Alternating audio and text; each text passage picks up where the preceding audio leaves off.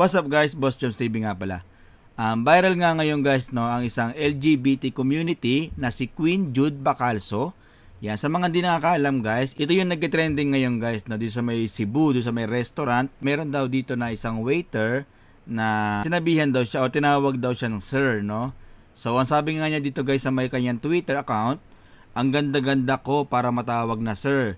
Dapat sa mga waiter na walang common sense, matanggal sa trabaho. Hindi ko lang sure guys kung ano ba ang ibig sabihin ng common sense na sinasabi nito ni Juding, no? Ang sinasabi niya ba na common sense dito guys, yung tipong nakita siya ng waiter na mukha naman daw siyang, feeling niya siguro mukha siyang babae, mukha siyang hindi pagkakamalan na lalaki, kaya dapat tawagin siyang ma'am. So sabihin na natin guys na ina-assume niya na dapat siyang tawagin na ma'am dahil nga mukha siyang babae, no? So check nga natin guys yung ilang mga picture niya dito sa may social media kung mukha ba talaga siyang babae. Tignan natin guys ha. So dito guys no, may kita natin dito sa una niyang picture. Ayan, tignan natin guys, mukha ba talaga siyang babae. Tignan mo naman yung itsura, di ba? Kitang-kita mo naman dito yung ano niya, yung panga. Yan yung panga pala, mukha ng lalaki, yung braso mukha ng lalaki. Tsaka yung itsura niya, di ba? Alos din nga kami nagkakalayo ng mukha. Tapos sabihin mo, mukha kang babae. Sa totoo lang guys, no, nagtrabaho na ako sa sales, di ba? Naikwento ko na nga to sa sa iba kong mga vlog, di ba? Nakapagtrabaho na ako sa sales. Marami ako nakakausap na mga LGBT, no? Yung mga mukha talagang babae. Ang liliit ng mga dito, yung mga braso, tapos yung mga pangang gaganda, mabang buhok. Talagang magbumukha talaga siyang babae, no? Pero pag nakita ko kasing gano'n, sinasabihan ko talaga ng mga ng madam. Yan.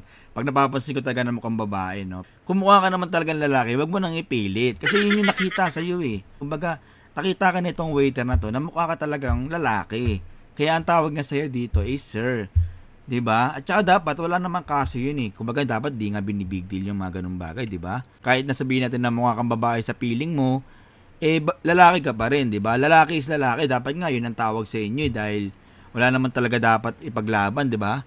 Kasi dapat tanggap mo kasi kung ano yung binigay sa iyo ng may kapal nagkaroon ka ng lawit, dapat yun talaga ang tawag sa iyo, 'di ba? Pwede mang itawag sa iyo, ma'am, meron kang lawit, 'di ba? Kumbaga hindi mo na nga dapat pinagmamalaki, pinagmamayabang mo pa. 'Di ba? Nag-ano ka pa nag-post ka pa sa may Instagram mo, 'di ba? Sinabihan mo pa na walang common sense, sana matanggal na lang sa trabaho tong ang waiter na to, no? Dahil lang sa ganun, napakababaw naman ng isip mo, 'di ba? Dahil lang doon parang dinarag mo na yung pagkatao nitong waiter, no? Kumbaga, sinabihan mo talaga siya na dapat wala siyang common sense at dapat matanggal siya sa trabaho niya, 'di ba? Parang tinapakan mo na yung pagkatao niya, parang kinakain mo siya. Parang sino ka ba? Ano bang karapatan mo na sabihan siya ng ganyan, 'di ba? Tapos ang kapal pa ng mukha mo, 'di ba?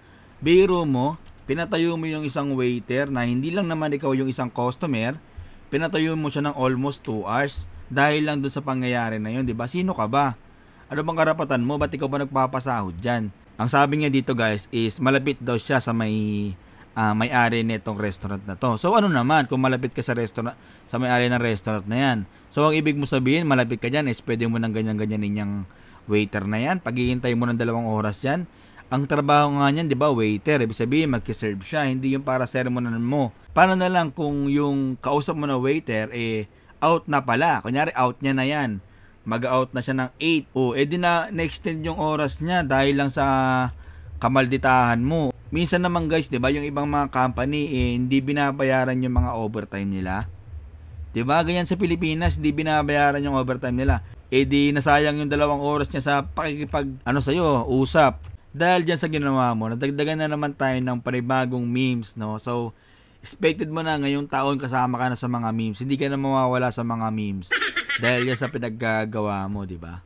Yan, big salute naman guys, no, dito sa may nag-upload nitong pangyayari na to, no. Kundi dahil sa kanya is hindi ma-aware yung ibang mga tao or yung mga ibang LGBT na hindi tama yung mga ganitong pangyayari, no. Dahil sa pangyayari na to is kahit paano maraming tao ang namumulat, 'di ba, na dapat respeto lang guys, 'di ba? Kahit saan ka pumunta, dapat baon-baon mo yung respeto. Kahit ano pang estado ng buhay mo at kahit ano pang estado ng kaharap mo, dapat nare-respeto mo 'yan. Para irespeto ka din, 'di ba? Hindi pwede yung ganyan, yung parang kukupalin mo siya kahit gaano ka kahit gaano ka kayaman, kahit gaano ka pa ka-edukado, pero kung kupal kang tao, asahan mo kukupaling ka rin ng taong kaharap mo. Kaya dapat kahit saan ka mapunta, baon-baon mo ang respeto, 'di ba? So sa madaling salita guys, kung gusto mong respetuhin ka, respetuhin mo rin yung mga tao sa paligid mo. So hanggang dito na lang. Peace.